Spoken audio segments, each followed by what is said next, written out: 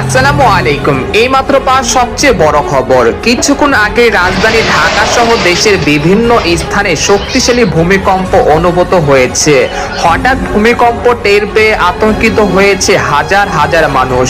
এছাড়া ব্যাপক ক্ষয়ক্ষতি হয়েছে, নিহত হয়েছে অন্তত 5 জন।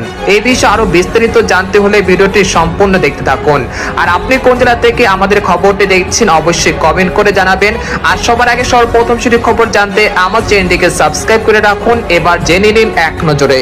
ঘটনাটি ঘটে শুক্রবার সকাল 10:38। প্রাথমিকভাবে জানা গেছে ভূমিকম্পের কেন্দ্রস্থল ছিল ঢাকার নরসিংদী অঞ্চলে এবং এর মাত্রা ছিল রিক্টার স্কেলে 5.2 মাত্রা। ভূমিকম্প নারায়ণগঞ্জের রূপগঞ্জে একটি টিন সেট বাড়ির দেয়াল ধসে 2 বছরের শিশু ফাতেমা নিহত হয়েছে।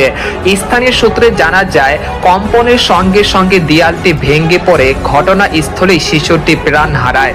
এছাড়া ঢাকায় ভূমিকম্প জনিত বিভিন্ন ঘটনার কারণে 3 জন নিহত হয়েছেন বলে প্রাথমিক খবরে জানা গেছে। নিহতদের পরিচয় ও বিস্তারিত তথ্য এখনো নিশ্চিত করে জানা যায়নি। রাজধানীর বিভিন্ন এলাকায় বহুতল ভবনে দেয়াল ফাটল দেখা গেছে এবং বেশ কয়েকটি ভবন ক্ষতিগ্রস্ত হয়েছে। কোথাও কোথাও প্লাস্টার খসে পড়া ও কাঠামোগত ক্ষতি খবর পাওয়া গেছে।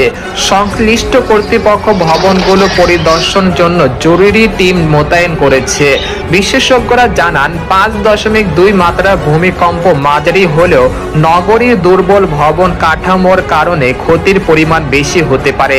নাগরিকদের সতর্ক থেকে প্রয়োজনীয় নিরাপত্তা নির্দেশনা অনুসরণ করার আহ্বান জানানো হয়েছে।